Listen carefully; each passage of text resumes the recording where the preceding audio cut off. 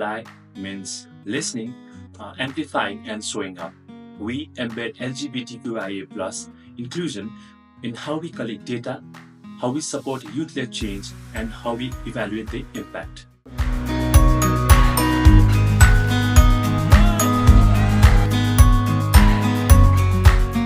हामी जुन समुदायमा काम गर्छौँ त्यहाँ अधिकार र मर्यादाको बारेमा जनचेतना फैलाउँछौँ, साथै युवाहरूलाई कुनै पनि डर बिना आफ्नो आवाज उठाउनको लागि प्रोत्साहन गर्छौँ। हाम्रो संस्थाको मूल्य मान्यताले हामी विविधतामा आधारित भएको समुदाय व्यक्तिसँग काम गरिरहेछौँ।